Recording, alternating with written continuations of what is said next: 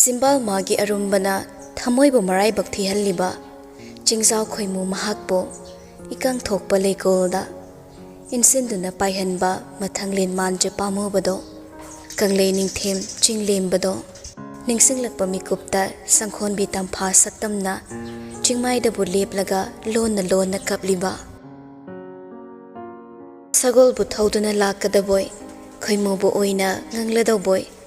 lasingi chingmaida bu leplaga liligi saktam bu langduna chingsang napom akoibada amukna chingdol matonda chap chap leptuna ningthem mabu ngairakpa numit masing hokhido Fongkidaba pakhumna ngaisabagi awabada inot hapliba pungsa khuding ka theklaba thamoina chingmaida sak palamai bu uraga maisa phaukhidaba wanglen kaya hokhido Machai bungogi wakhalda unglamba sapharakpaga thaba machai bi magi amuk warare Machai bi mana saba tumba sagnairaktaba numit masing khutthetuna paba horakle Magi kada tumin leiramba gari makhol tabaga praprak mumuk chenthokpa maithong langsinduna amo changduna leikhiba magi asigumba matau ase pau taraga Leo na machalbo yumdagi lamna chatkidana basinarakli ngasi susingamla kada changaklaga itap tapna hairere kasang nangi amaina telephone tawbani line da leibani wari sanawo ko Hairam laga thokre singamla tasil laga tumin phamlambado tapna hogalaga magi telephone thamli baduda changsil laga paikhatli hek paikhatpaga kauri ho kachang lai kasi laisa khonjel pikna noglei Leo sumachal na nokpagi khonjel tabada khajik tang nina tan hai karigino chak sa de hari se laisa faraga ningai tawrido chei saning bagira laisa khumde tumin na lei Imphal da thadok pa yadaba thabak leibagi ai lakpa yadabani sidagi di mayam se loina loshilamaga ukrul da laani ukrul da leirani Imphal se pumtha thadok laga ukrul da imaga khoi hum nungaina leiradawni Hauzakta da nupi do khang mangamdaba wakhal kaya na lakhatle telephone da makhut animak paisilaga hairei Amai ai Imphal da lake ai bu yambung ko unahan biyo nangna makhoi da hayo amai Mikop ama khatang oiraso ai maga unasake ai yambung uninge amai udaba yamna kuire asi hairaga khonjel pikna kapakle Leo su khanglibani machal na wabagi maram adubu ka hena matang siddi wangang ningdabana amarom dairi kap kanuse aina kari hai nang kaplode ai su kapningi adubu amai di hoje thamoi son thaba yaba matam natte ka chang Aina wasaklibasini merabu kannaba upai tawduna ai punsi pigani harabaso ai mabu kangani ma karisu tawroi haibagi thajabado aina piri adubu magidamak henba wakhal khallaga nangna wabade ai pamde kachang amuksu khomde nupido khomloba ngamdre Leo tapna makha tarakle chinglebak to nungsidra ima ai awon khulgi misingdo nangbu nungsidra kasang Nangi wakhal langpai chatuna imabu lei tahandaba tawbano nangidama pumnamak ka thoklaba amai aningba apamagi wangmada nang chatkhiba ipamde asukuiba chahi kaya se ima aikhoi ani nangi wakhal khaktani leiriba nangna angakpa punsi marel amada hinglambagi chaina duna nangna mitmangda leiribaso imana ningsing ahing khuding kapli aisu wana lele khong thandoraklaba mafam amada handuna amuk lepsinba Thongna faba tangkhulgi ida anirak haiba wahaido yaude Nangbu ifamdagi amukti manglure adubu anirak hanna nangbu mangan khibadi amaina pamde kasang nang tangkhul oina leyo Asi hairaga sor amuk tang tapna hontharaga nokmi hairei Saksaw Aigi chaldi mabungna haiba inbi maramokpi ama oyo Nasana nasaw hingba ngamlaroi khalakpa mikupta Nangkidamok hingliba imai khoi ani buning singu ai wasa kawgano merabu kishu tawroi aina tawhaloi wahai dusu hairam laga phone du tapna thamkre mabungna haininglibado karino khanglabasu laisa laushin pham khangdaba wari oihallaga wakhalgi machi amada thaizillaga thamkre ꯑꯗꯨꯕꯨ ꯆꯥꯗ ꯊꯛꯇꯅ ꯁꯣꯜꯂꯕꯗꯤ ꯃꯥꯕꯨ ꯉꯥꯏꯕ ꯉꯝꯂꯔꯣꯏ ꯈꯪꯕꯅ ꯋꯥꯈꯜ ꯀꯌꯥ ꯈꯜꯂꯛꯏ꯫ ꯁꯣꯝꯗꯅ ꯂꯥꯏꯁꯤꯒꯤ ꯃꯅꯥꯛ ꯆꯠꯀꯦ ꯈꯟꯅ ꯌꯨꯝꯗꯒꯤ ꯊꯣꯔꯛꯄ ꯑꯋꯣꯟꯗꯣ ꯆꯤꯡꯃꯥꯏꯗꯒꯤ ꯇꯞꯂꯤ ꯇꯞꯂꯤ ꯀꯨꯝꯊꯔꯛꯏ꯫ ꯆꯞ ꯆꯥꯅ ꯂꯦꯞꯂꯤꯕ ꯎꯆꯥꯟꯁꯤꯡꯅ ꯅꯣꯡ ꯄꯨꯕ ꯅꯨꯡꯁꯤꯠꯄꯨ ꯍꯨꯝꯊꯔꯛꯄꯗ ꯎꯈ꯭ꯔꯨꯜꯕꯨ ꯏꯁꯨꯛ ꯁꯨꯛꯅ ꯐꯖꯍꯜꯂꯤ꯫ ꯅꯨꯃꯤꯠꯀꯤ ꯃꯁꯛ ꯎꯗꯦ, ꯁꯨꯞꯅꯇꯒꯤ ꯃꯥꯂꯪꯕꯅꯤ꯫ ꯅꯣꯡ ꯇꯥꯒꯗꯧꯔꯦ ꯍꯥꯏꯕꯒꯤ ꯃꯤꯄꯥꯏꯕꯅ ꯆꯤꯡꯁꯥꯡ ꯅꯥꯄꯣꯝꯒ ꯍꯛꯊꯦꯡꯅꯅ ꯁꯥꯕ ꯌꯨꯝꯁꯤꯡꯒꯤ ꯁꯥꯏꯖꯟꯗ ꯄꯔꯦꯡ ꯂꯦꯡꯗꯨꯅ ꯐꯧꯔꯤꯕ ꯁꯤꯡꯗꯣ ꯌꯨꯝ ꯌꯨꯝꯒꯤ ꯈꯨꯟꯖꯥꯁꯤꯡꯅ ꯀꯣꯏꯆꯦꯟ ꯆꯦꯟꯗꯨꯅ ꯂꯧꯁꯤꯜꯂꯤ꯫ ꯃꯌꯥꯝꯗꯨ ꯁꯨꯞꯅ ꯌꯦꯡꯂꯒ ꯇꯞꯂꯤ ꯇꯞꯂꯤ ꯀꯨꯝꯊꯔꯛꯄꯅꯤ꯫ ꯑꯗꯨꯕꯨ ꯅꯤꯡꯁꯦꯟꯒꯤ ꯊꯣꯡꯒꯥꯟ ꯌꯧꯔꯛꯄꯗ ꯑꯋꯣꯟꯆꯞ ꯂꯦꯞꯄꯤ꯫ ꯅꯨꯄꯥ ꯑꯃꯅ ꯊꯣꯡꯒꯥꯜ ꯃꯔꯨꯝꯗ ꯂꯦꯞꯂꯒ ꯆꯦꯞꯊ ꯆꯦꯞꯊ ꯌꯨꯝ ꯃꯅꯨꯡꯗ ꯌꯦꯡꯂꯤꯕꯗꯣ ꯉꯥꯛꯃꯨꯟꯅ ꯌꯦꯡꯂꯝꯂꯒ ꯄ꯭ꯔꯕꯞ ꯆꯪꯁꯤꯜꯂꯛꯂꯒ ꯅꯨꯄꯥꯗꯨꯒꯤ ꯄꯥꯝꯕꯣꯝꯗ ꯈꯨꯄꯥꯛꯅ ꯁꯦꯠ ꯊꯥꯖꯤꯜꯂꯤ꯫ ꯑꯃꯗꯨꯁꯨ ꯈꯪꯄ꯭ꯔꯦꯛ ꯈꯪꯅ ꯂꯩꯊꯣꯔꯛꯏ꯫ ꯅꯊꯟꯗ ꯀꯔꯤꯒꯤ ꯂꯥꯛꯄ꯭ꯔꯥ? ꯀꯁꯪꯅ ꯅꯤꯡꯊꯦꯝꯕꯨ ꯉꯥꯏꯕꯅꯤ, ꯅꯪꯕꯨ ꯉꯥꯏꯕ ꯅꯠꯇꯦꯅꯦ꯫ ꯅꯥꯎꯕꯁꯨ ꯏꯁꯨ ꯁꯨꯒꯠꯂꯒ ꯈꯨꯝꯃꯤ꯫ ꯅꯤꯡꯊꯦꯝꯗꯩ ꯄꯥꯈꯣꯟꯅꯦ ꯑꯩꯅ ꯂꯥꯛꯏꯁꯦ꯫ ꯍꯥꯎꯁ ꯑꯦꯔꯦꯁ ꯇꯧꯈ꯭ꯔꯒ ꯀꯃꯥꯏꯅ ꯄꯨꯔꯛꯇꯣꯏꯅꯣ? ꯃꯤ ꯁꯤꯟꯅꯒꯗꯕ ꯋꯥ꯫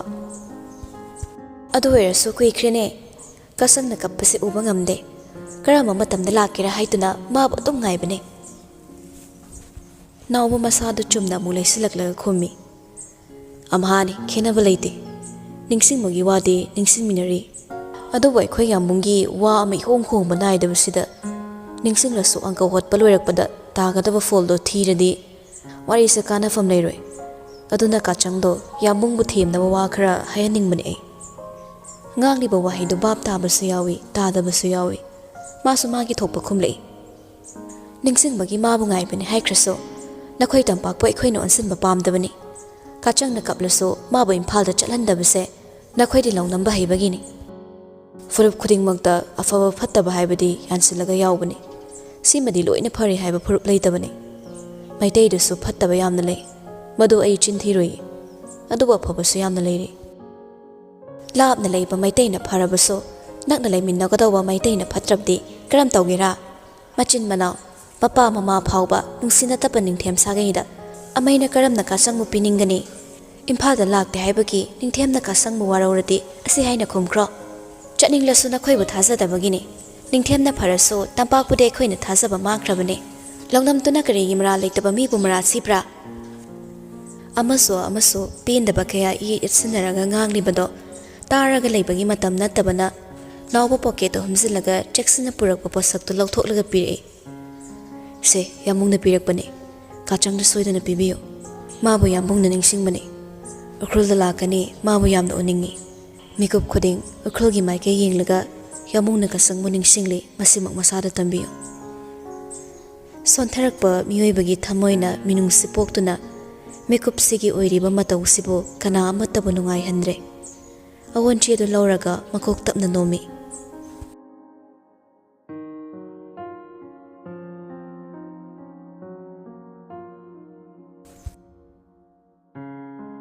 ꯅꯨꯡꯁꯤꯕꯒꯤ ꯃꯐꯝꯗ ꯑꯊꯣꯠꯄ ꯃꯥꯏꯊꯣꯡ ꯂꯥꯡꯂꯕꯁꯨ ꯂꯥꯟꯕꯨꯡꯗ ꯂꯦꯞꯂꯕꯗꯤ ꯑꯅꯝ ꯀꯟꯕꯒꯤ ꯍꯟꯕ ꯅꯥꯏꯗꯕ ꯃꯇꯧꯅ ꯄꯤꯛꯂꯕ ꯊꯋꯥꯏ ꯃꯆꯥ ꯑꯗꯨꯕꯨ ꯍꯟꯖꯤꯟ ꯍꯟꯖꯤꯟ ꯂꯥꯛꯅꯈꯤꯒꯗꯧꯔꯤ꯫ ꯋꯥꯍꯪ ꯄꯥꯎꯍꯪ ꯇꯧꯕ ꯔꯤꯛꯁ ꯑꯋꯥꯕ ꯑꯃꯗꯤ ꯃꯥꯌꯣꯛ ꯃꯌꯥꯏ ꯀꯥꯗꯨꯗ ꯃꯥꯏ ꯑꯣꯟꯁꯤꯟꯅꯔꯒ ꯐꯝꯂꯒ ꯍꯪꯂꯤꯕ ꯋꯥꯍꯪꯁꯤꯡꯗꯨ ꯄꯥꯈꯣꯡ ꯋꯥꯠꯇꯦ ꯍꯥꯏꯕꯕꯨ ꯀꯗꯥꯏꯗꯅꯣꯃ ꯃꯔꯥꯜ ꯄꯤꯐꯝ ꯈꯪꯗꯕ ꯖꯒꯥ ꯑꯃꯗꯤ ꯌꯥꯎꯔꯤ꯫ ꯑꯃꯨꯛꯁꯨ ꯇꯞꯅ ꯍꯪꯂꯛꯏ, ꯈꯣꯏꯁꯥꯎꯅꯔꯛꯄ ꯏꯍꯨꯜ ꯄꯨꯝꯅꯃꯛ ꯐꯥꯖꯤꯜꯂꯒ꯫ ꯁꯦꯡꯅ ꯄꯥꯎꯈꯨꯝ ꯄꯤꯕꯤꯌꯨ꯫ ꯍꯥꯟꯅꯒꯤ ꯔꯦꯀꯣꯔꯗ ꯂꯩꯔꯗꯤ ꯃꯅꯥꯎ ꯏꯕꯨꯡꯉꯣꯅ ꯊꯝꯕꯤꯔꯛꯄ ꯁ꯭ꯇꯦꯠꯃꯦꯟꯗꯣ ꯑꯩꯈꯣꯏ ꯊꯥꯖꯕ ꯌꯥꯔꯤ꯫ ꯑꯗꯨꯕꯨ ꯃꯃꯥꯡꯗ ꯁꯤꯒꯨꯝꯕꯒꯤ ꯃꯇꯧ ꯑꯃꯠꯇ ꯂꯩꯈꯤꯗꯕꯅ ꯑꯩꯈꯣꯏꯒꯤ ꯗꯥꯎꯠ ꯍꯦꯟꯒꯠꯂꯛꯄꯅꯤ꯫ ꯂꯥꯟꯗꯕ ꯀꯅꯥ ꯑꯃꯗ ꯑꯩꯈꯣꯏ ꯗꯟꯗꯤ ꯄꯤꯅꯤꯡꯗꯦ, ꯇꯁꯦꯡꯅ ꯑꯔꯥꯟꯕ ꯃꯤꯗꯨ ꯄꯤꯖꯒꯦ꯫ ꯔꯦꯀꯣꯔꯗ ꯂꯩꯕ ꯍꯥꯏꯔꯤꯗꯣ ꯌꯥꯝ ꯁꯣꯏꯔꯦ ꯏꯟꯁꯄꯦꯛꯇꯔ꯫ ꯗ꯭ꯔꯒꯀꯤ ꯀꯦꯁꯇ ꯆꯦꯟꯅꯕꯁꯤꯡꯕꯨ ꯊꯣꯛ ꯊꯣꯛ ꯐꯥꯔꯒ ꯖꯦꯜꯗ ꯀꯤꯠ ꯀꯤꯠ ꯅꯝꯁꯤꯟꯕꯒꯤ ꯃꯍꯨꯠ ꯔꯦꯀꯣꯔꯗ ꯑꯣꯏꯅ ꯏꯟꯈꯠꯂꯒ ꯊꯝꯕꯤꯕ꯭ꯔꯥ? ꯑꯩꯅ ꯍꯥꯏꯔꯤꯁꯤꯅꯤ, ꯃꯇꯥꯡꯁꯤꯗ ꯀꯅꯥꯁꯨ ꯌꯥꯎꯗꯦ, ꯑꯩ ꯏꯊꯟꯗꯅꯤ꯫ ꯏꯊꯟꯗꯅꯤ ꯍꯥꯏꯔꯕꯁꯨ ꯃꯅꯥꯎ ꯏꯕꯨꯡꯉꯣ ꯃꯤꯆꯝ ꯅꯠꯇꯦ꯫ ꯔꯣꯌꯦꯜ ꯐꯦꯃꯤꯂꯤꯁꯤꯗ ꯑꯁꯤꯒꯨꯝꯕ ꯊꯕꯛ ꯑꯃ ꯑꯗꯣꯝꯅ ꯄꯥꯏꯈꯠꯄꯗ ꯀꯅꯥꯁꯨ ꯆꯦꯟꯅꯗꯦ ꯍꯥꯏꯕꯤꯔꯤꯕ꯭ꯔꯥ? ꯑꯗꯣꯝꯅ ꯇꯧꯕ ꯊꯕꯛꯁꯤꯡ ꯁꯅꯥꯈ꯭ꯌꯥ ꯏꯕꯨꯡꯉꯣ ꯈꯪꯐꯝ ꯊꯣꯛꯄꯅꯤ꯫ ꯃꯥꯕꯨꯁꯨ ꯏꯟꯚꯦꯁꯇꯤꯒꯦꯁꯟ ꯍꯧꯖꯔꯒ ꯋꯥꯔꯤꯁꯤ ꯃꯌꯦꯛ ꯁꯦꯡꯂꯛꯀꯗ꯭ꯔꯥ ꯍꯥꯏꯕꯁꯦ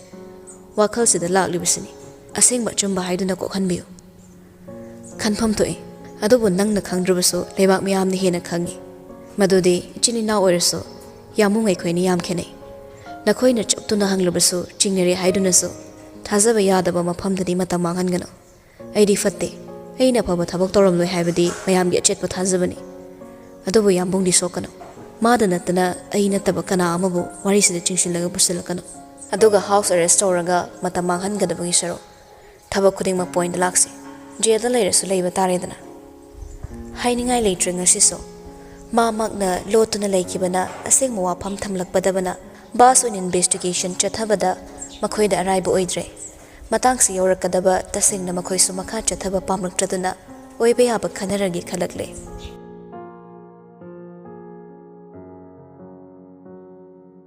ꯑꯋꯣꯟꯅ ꯍꯔꯥꯎ ꯍꯔꯥꯎ ꯆꯦꯟꯁꯤꯜꯂꯛꯂꯒ ꯄꯨꯔꯛꯄ ꯄꯥꯎꯗꯨꯅ ꯋꯥꯈꯜꯗ ꯃꯪꯂꯝꯕ ꯅꯣꯡꯒꯤ ꯃꯄꯩꯗꯤ ꯍꯨꯝꯗꯣꯛꯈ꯭ꯔꯦ ꯑꯇꯤꯌꯥꯗ ꯅꯤꯟꯐꯨꯝ ꯄꯥꯏꯔꯤꯕ ꯃꯈꯣꯏ ꯈꯛꯇ ꯉꯥꯏꯔꯛꯂꯦ ꯋꯥꯔꯧꯒꯗ꯭ꯔꯥ ꯈꯟꯕꯅꯤ ꯁꯥꯎꯅꯤꯡꯒꯗ꯭ꯔꯥ ꯈꯟꯕꯅꯤ ꯃꯥꯕꯨ ꯊꯦꯝꯕ ꯄꯥꯝꯕꯅꯤ ꯑꯗꯨꯕꯨ ꯃꯅꯥꯛꯇ ꯂꯩꯇ꯭ꯔꯕꯗ ꯃꯉꯣꯟꯗ ꯑꯣꯏꯅꯕꯒꯤ ꯃꯇꯝ ꯋꯥꯠꯂꯤ ꯃꯥꯜꯂꯤ ꯑꯋꯣꯟꯕꯨ ꯂꯦꯡꯁꯨꯝ ꯄꯥꯏꯗꯨꯅ ꯀꯥꯗꯒꯤ ꯏꯟꯊꯣꯛꯂꯒ ꯊꯣꯡꯗꯨ ꯂꯣꯟꯁꯤꯟꯗꯨꯅ ꯀꯥꯆꯤꯜ ꯑꯃꯗ ꯄ꯭ꯔꯕ ꯆꯪꯁꯤꯜꯂꯒ ꯐꯝꯊꯩ ꯃꯈꯨꯠꯇ ꯄꯥꯏꯔꯛꯄ ꯆꯦꯗꯣ ꯊꯥ ꯍꯥꯡꯗꯣꯛꯂꯒ ꯏꯔꯛꯂꯤꯕ ꯃꯌꯦꯛꯁꯤꯡꯗꯣ ꯄꯥꯅꯕ ꯍꯣꯠꯅꯩ ꯋꯥꯍꯩꯁꯤꯡꯗꯨꯒꯤ ꯍꯧꯔꯛꯄꯗ ꯖꯇ꯭ꯔꯥ ꯑꯣꯏꯅ ꯀꯧꯔꯝꯃꯤ ꯑꯁꯨꯛ ꯈꯣꯏꯗꯥꯖꯔꯛꯀꯅꯤ ꯈꯪꯂꯨꯗꯕ ꯃꯤꯡꯂꯦꯟꯗꯣ ꯀꯥꯆꯪ ꯆꯤꯝꯕꯥꯜꯗ ꯃꯃꯣꯟ ꯇꯧꯏ ꯃꯤꯂꯣꯗ ꯏꯔꯥ ꯆꯦꯜꯂꯤ ꯅꯣꯛꯃꯤ ꯃꯈꯥꯗꯣ ꯇꯞꯅ ꯄꯥꯊꯩ ꯆꯤꯡꯃꯥꯏꯗ ꯂꯦꯞꯂꯒ ꯑꯩꯕꯨ ꯂꯥꯛꯄ ꯉꯥꯏꯔꯤꯕ꯭ꯔꯥ ꯏꯉꯥꯡ ꯉꯥꯡꯕ ꯈꯖꯥꯏꯗꯨꯗ ꯄꯤꯔꯥꯡ ꯍꯦꯟꯅ ꯁꯤꯟꯊꯍꯟꯗꯨꯅ ꯉꯁꯤꯁꯨ ꯅꯪ ꯀꯞꯂꯤꯕ꯭ꯔꯥ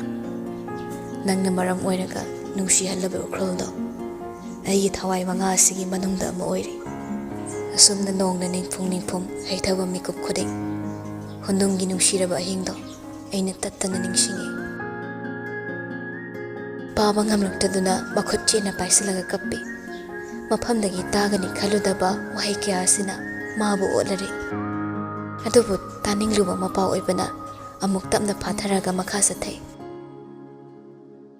ꯅꯨꯡꯁꯤꯕ ꯑꯍꯤꯡꯗꯨꯗ ꯅꯪꯅ ꯏꯅꯥꯛꯇ ꯂꯩꯈꯤꯕ ꯅꯣꯡꯅ ꯉꯥꯜꯍꯟꯅꯤꯡꯗ ꯉꯥꯟꯈ꯭ꯔꯕ ꯑꯍꯤꯡ ꯑꯗꯨꯕꯨ ꯑꯩꯅ ꯃꯤꯀꯨꯞ ꯈꯨꯗꯤꯡ ꯅꯤꯡꯁꯤꯡꯈꯤ ꯇꯥꯟꯊꯣꯛꯍꯧꯗꯕ ꯎꯠꯊꯣꯛꯍꯧꯗꯕ ꯑꯩꯒꯤ ꯏꯇꯧꯁꯤꯡꯗꯣ ꯅꯤꯡꯁꯤꯡꯂꯨꯔꯒ ꯑꯩ ꯅꯤꯡꯉꯝꯃꯛꯇ꯭ꯔꯦ ꯆꯦꯛꯄꯜ ꯃꯔꯤꯅ ꯀꯣꯏꯁꯤꯟꯕ ꯑꯩꯒꯤ ꯅꯤꯡꯊꯦꯝ ꯁꯪꯒꯥꯏꯗ ꯊꯋꯥꯏ ꯍꯛꯆꯥꯡ ꯄꯨꯟꯁꯤꯜꯂꯒ ꯊꯝꯂꯕ ꯃꯤꯀꯨꯞꯁꯤ ꯈꯛꯇꯗ ꯅꯪ ꯑꯩꯒꯤ ꯃꯤꯀꯨꯞꯁꯤꯡꯗꯣ ꯄꯥꯝꯃꯨꯕ ꯈꯪꯂꯛꯏ ꯅꯤꯡꯁꯤꯡꯂꯤꯕ꯭ꯔꯥ ꯆꯔꯆ ꯁꯪꯒꯥꯕꯒꯤꯗꯃꯛ ꯑꯩꯅ ꯐꯨꯡꯌꯥꯔꯗ ꯂꯥꯛꯈꯤꯕ ꯅꯨꯃꯤꯠꯇꯣ ꯇꯥꯡꯈꯨꯜ ꯅꯤꯡꯉꯣꯜꯅꯤ ꯍꯥꯏꯅ ꯅꯪꯅ ꯈꯨꯟꯒꯤ ꯅꯇꯥꯔꯣꯏꯁꯤꯡꯒꯤ ꯃꯔꯛꯇ ꯂꯦꯞꯂꯝꯕ ꯅꯪꯒꯤ ꯁꯛꯇꯝ ꯑꯩꯅ ꯀꯔꯝꯅ ꯀꯥꯎꯒꯅꯤ ꯅꯪꯅ ꯇꯥꯡꯈꯨꯜ ꯐꯤꯖꯣꯜ ꯁꯦꯠꯄꯗ ꯑꯩꯈꯣꯏ ꯌꯥꯝꯕꯨꯡꯅ ꯂꯣꯟꯅ ꯌꯦꯡꯂꯒ ꯅꯣꯛꯄꯅꯤ ꯍꯥꯏꯈꯤꯕꯗꯣ ꯑꯁꯥꯎꯕ ꯃꯥꯏꯊꯣꯡ ꯈꯛꯇꯕꯨ ꯃꯥꯅ ꯌꯦꯡꯁꯤꯜꯂꯨꯏ ꯃꯥꯕꯨ ꯂꯣꯟꯅ ꯌꯦꯡꯕ ꯃꯩꯔꯥꯕꯒꯤ ꯃꯃꯣꯟ ꯅꯣꯛꯄ ꯃꯥꯏꯊꯣꯡꯗꯣ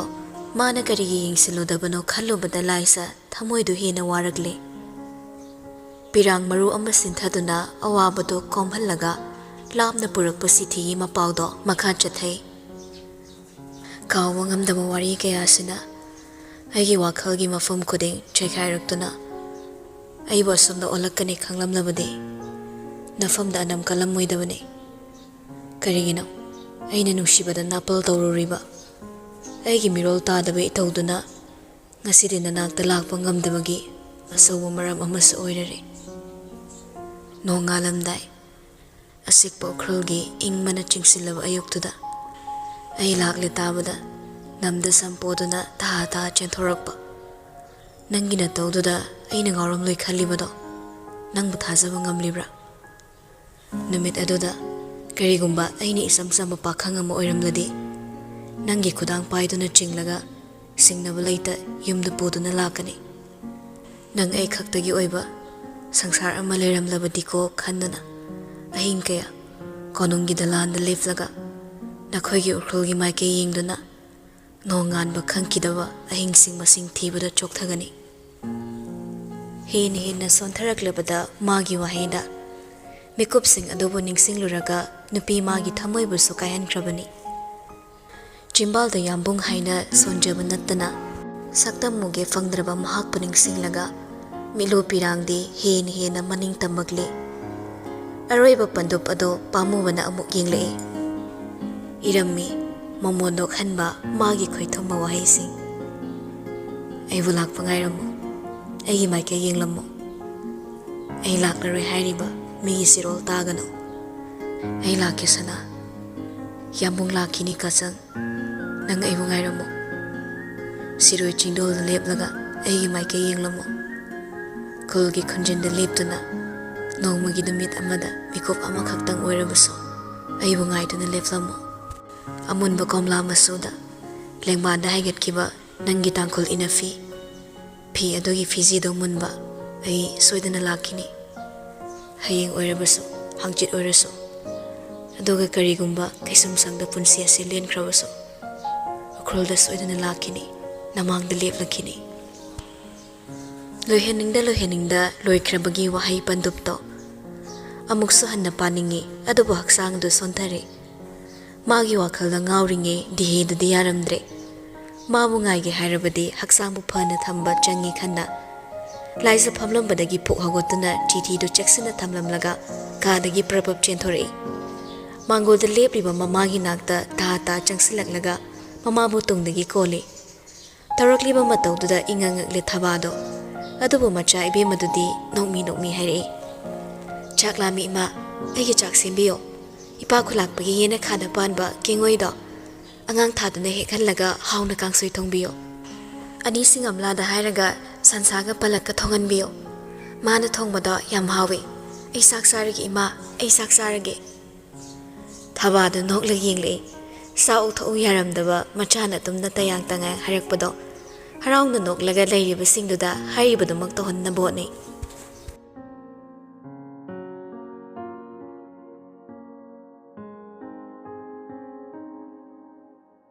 punsigi achingba tanzada asingba marup khangi haibaduni makhurani haiduna su gulabsana nongdren khomba kharisu tawba ngamde makhoi gi thokpa tumin tasilaga leinaki adubu chamarak minamduna su pokpadagi yawsaraklaba ningthem amabu phanamang title lawthokduna su ningthogi manaw ibungoni haiba achumba sengba wadudi kanana suna theiba ngamde hundokpa yadaba loyumba mapal thokna songthoktrabasu manawgi damak nungsibu thibadi leptri thinaba upaisu leiri ningthoni haiduna su prama leitana mibu hekta koi thiba sanade lali haiduna su ta phekta pharaga pining badandi piba madu atai maphamda chatnarabasu sana konung amadi naknabai imungsingi maphamda chatnade thabak khudingmaki karma le fattaba tawruba kanana fattaba karma phanglaga thamoi khutum sudana lehoribasidagi ahenba kan badandi amamuk leite kadoda makhoi ohum kupna wari sanakibado tongana thamlaga wafam amada yanakre oiba yadaba kaya puthoklaga leinaraga luwang amadi ningsengi ibungo ani du thongal amada leplare yum maduda changlamdaida leo khoktaksai adubo boina namdana pusilaga changakle yumzautuda leiramba nupi misingna makhoi ningthina khuda tharaga famalli thabak aruba amadagi makhoi lakle tabada leithoktuna changlakpa krishna kesor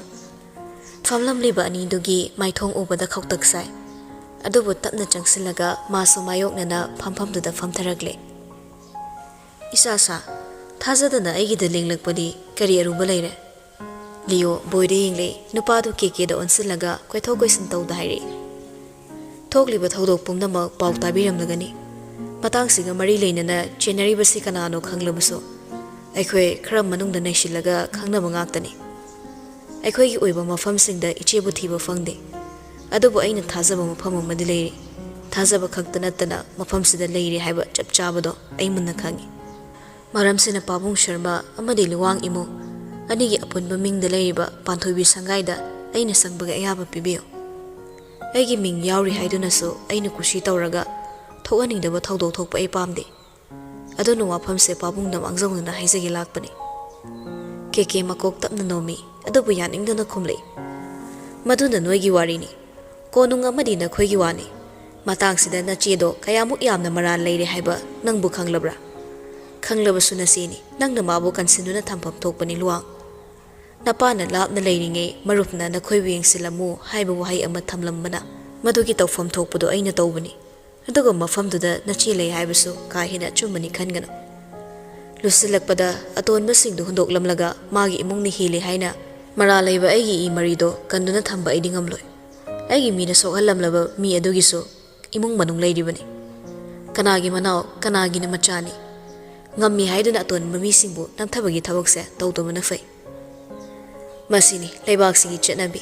Nang ina phadok laga pumnamak sendokpa ngamloi luwang. Nangsu taw ningsen. Aikhoigi leibak sidi angambana tawba asoiba adugi dandi matu sonba amada pigani. Chummi lali khangdana mibu namthabana aikhoigi phajaba lamsat oirakli. Nupi angangsingna mimang thokna chin thiduna warem thorem yausali. Nupina nupibu nungside. I masil yingthine. Angambana ngamba chali, atonmana tonna chali. Nakhoi tekta kaidraga loire, sana konungdi konungni. Makhoi su makhoigi thokpani. Angamba makhoigi landa nakhoi yawgano. Manao ibungogi oinadi adok pamna lausakhraba dandi adudagi mawu makhut paiduna chingthokpadi pap oiduna tokani ko phanglasanu dandido. Haidorakliba wahaiduda boy sauningbana loire. Mana khangba ngamlabaso khara phingba liyo di phogolaga chapleplaga boy tana bairi. Chasi nangi saruk yauriba natro. Haifam thokpa haire yadrabnina tawfam thokpa tawba tabani. Boy liyo de yingle chamana na keke si yingle. Tapthau ningsen aina hairibasini lusilakpadane nangi haibadagi hinba leitabani. Urkulda hallaga nachalga namagagi nakta gyan taana leiruro. Nangsu nachebu thiba leplaga magi oiba matam khara pibiyu. House arrest tawriba manao ibungi manakta ikwi-kwidana sarkari maikayadagi sentence amadi laglani. Kaisum sam yawgadorba mi amabo nakhoina phizi paiduna yanabo nagano. Wahaiduda liyo nokningdana noklaga kekeda sauna onsilai. Madoni nakhoigi asoiba. Nakhoigi lingsen manadaba na tawdunani. Ngasi Manipurna tapna lekha tarakliba. Nangi imung manung khaktana nangi imarini. Lamdam amatada hingminariba singbu ichili nauni khanba ngamdaba nakhoini. I masel phawba lingjen manadaba maitayni haiba phurup nakhoida aina tawruba asasa karino. Nakhoina ngasi mangal naina hingba ngamribado konungi mapalnani. Madugi tawbima kauthoklaga nasa hingnaba chelabaso aidi migi tawbima kawba ngamloi.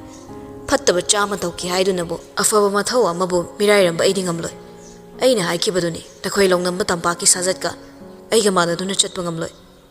Asi hairaga liyo fingna thokre boy kekeda onsilaklaga sor tamna honthai. Isini afaba fattaba kaya adubo tung oinaramlaga aisu ichebu nungsi. Nushi haidunabo mana chakhairamba kaya asina landaba kanada khomjil halaga dandi fangkibadi ai yingba ngamloi. Ningsiana hairambadu magni. Haifam thokpagi ai haire aigi saruksi yauriba mafamni. Aini iding tawduna changbada pabongi maikaidagi ayetpa leirabaso madu chap chana thengna minarase. Wahaidu hairamlaga boy pu hawgatuna thokkiba liyogi maike yingli. Leiriba imungsingi pukchel pikpa wakhalsi aduk hakna tugucharakli liyo.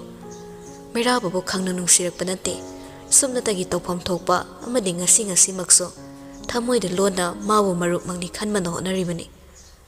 Asawbi ihul kaya aduga loinana sarmagi yum ka singdu lalaga phingna thorakpani. Mayagi floor do malan thoraklaga yumgi khwagi makha saruk adu yorakle. Paring leiriba ka singdu kanduna lakpada thong ihang hangdokli bakagi thongsilda chaplepi. Walan ngangda phana kuina yingduna lepi. Mitta uriba saktamado karino khanna oiba yaba kaya wakhalda pusinduna yingli. Mana tumna letmingai tungda lakpa boy yausilakle. Liyogi khongthang leptana mityengda tokluna yenglibado karino khanna boysu yenglakpani. Adobo matawdo ubada wakhalda khangpai paisilakpa oiba yaba chingnabadu natu kyaw songi. Liyoda munna yenglamlaga taha nakanda ningthina khaidoklaba heimasum khara puduna lakliba nupiduda patthalaga hangi. Kari leyeng asisibo nupidu ka adomda yenglaga taplomna khomi. Ibe masar magi walipna balakpani. Luhongbagi matam lepnani nupana guru aribamni hairamlaga mathaugidamak ningaidana chatkhri nupido adubo boiding hak tumin leramlaga liyoda lurakna yingle khalludre nungsiba amagi kakthoklure thamoi ama pali machalgi minok no oirui magi minok machalgi mikap no oiki magi chaina longdamba tampak puna thaininglaba mahakna tamda sapi mahak pusu inthoktuna thamlure Tubo mikup sidi karino thamoy adu kamdorumgani boyni yenglibado onsilaga yenglakte khong thangduna su chatkide chap leptuna yengli apaba ina phi amana mako khasik tangkuplaga manem oigadari biduda nontharaga khurumlibi manabo